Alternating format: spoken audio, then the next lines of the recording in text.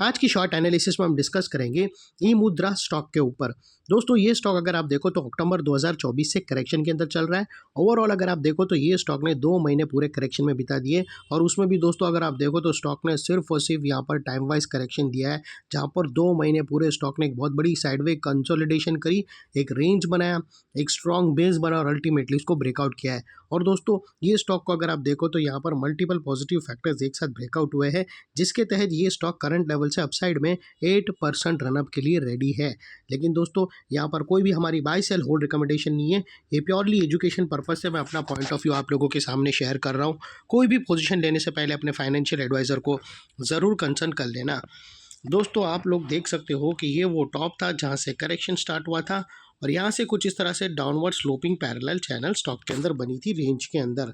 और दोस्तों यहाँ पर अगर आप देखो तो करेक्शन के साथ दोस्तों यहाँ पर स्टॉक ने कुछ लोअर लोज हिट हुए। दोस्तों अगर आप देखो तो फर्स्ट लोअर लोज यहाँ हिट हुआ, सेकंड लोअर लोज यहाँ पर हिट हुआ और लास्ट लोअर लोज यहाँ हिट हुआ। और जैसे ही दोस्तों ये downward sloping parallel channel upside में ब्रेकआउट हुई, इसने मल्टीपल हायर हाइज को ब्रेक करके उसके अबाउ सस्टेन क्लोजिंग देकर कंफर्म कर दिया करेक्शन कंप्लीटेड।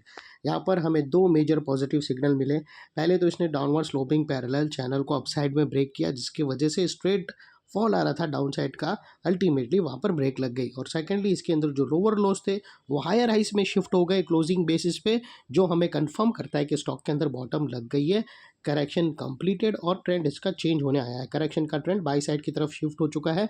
अनलेस अनटिल यहाँ पर कोई नया लोअर लोज ना ट्रिगर हो या पुराने लोअर लोज के नीचे क्लोजिंग ना मिले, तब तक हम यही मानकर चलेंगे कि यहाँ पर बॉटम लग गई है और करेक्शन कंप्लीटेड। और दोस्तों बात कर लेते हैं यहाँ पर डाइवर्शन की। तो दोस्तों अगर आप MACD डालकर चेक करो तो आपको यहाँ पर क्लियरली डाइवर्शन विटनेस होगा। दोस्तों प्राइस एक्शन की जो लोअर लो स्विंग अगर आप देखो, अगर उसको कंपेयर करो तो आपको यहाँ पर पॉजिटिव हिडन डाइवर्शन मिलेगा। प्राइस एक्शन के जो लोअर लो स्विंग अगर आप देखो तो वो एक ही एंगल पे दोस्तों फ्लैट है। और वही दोस्तों अगर आप MACD के ऑसिलेशन देखो तो वो अपसाइड में टिल्ट हुए हैं और यहाँ से हमें ब्रेकआउट मिला है, जो एक अपसाइड मोमेंटम पंप कर सकता है स्टॉक के अंदर। और अल्टीमेटली दोस्तों बात कर लेते हैं यहाँ पर चार्ट पैटर्न की। तो फ्रेंड्स अगर आप देखो तो यहाँ पर हमें एक राउंडिंग चार्ट पैटर्न ब्रेकआउट होता हुआ क्लियरली विटनेस होता है और वो कुछ इस तरह से है दोस्तों।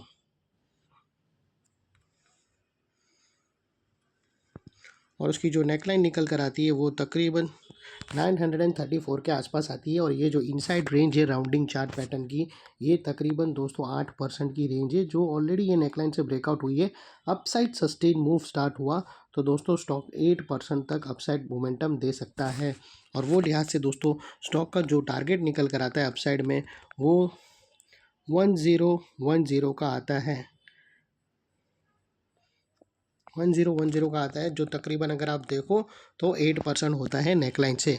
और बीच में कुछ रेजिस्टेंस है जो ये स्टॉक फेस करेगा दोस्तों, जिसको हम ब्लू में करेंगे। और यहाँ पर दोस्तों बहुत सारे बीच में रेजिस्टेंस है, तो उसके हिसाब से दोस्तों यहाँ पर साइड वे भी रह सकता है मार्केट कुछ टाइम तक। और दोस्तों बात कर लेते हैं यहाँ पर स्टॉप लॉस की।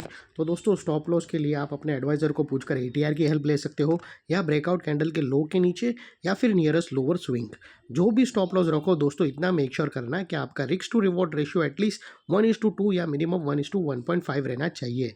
और फाइनली दोस्तों नेकलाइन के पास का ये एरिया बहुत ही इंपॉर्टेंट एरिया बनकर खड़ा है, क्योंकि अगर आप देखो तो यहाँ पर मल्टीपल पॉजिटिव फैक्टर्स एक्शन में आते हुए मिले। दोस्तों यही एरिया पे हमने डाउनवर्ड स्लोपिंग पैरेलल चैनल को अपसाइड में ब्रेकआउट होते हुए देखे, लोअर लोज हमें हायर हाइज में शिफ्ट होते हुए मिला, पॉजिटिव क्लियर डाइवर्शन हमें, पॉजिटिव हिडन डाइवर्शन हमें MACD के थ्रू मिला, और यहाँ पर ही दोस्तों राउंडिंग चार्ट पैटर्न भी ब्रेकआउट होते हुए मिली।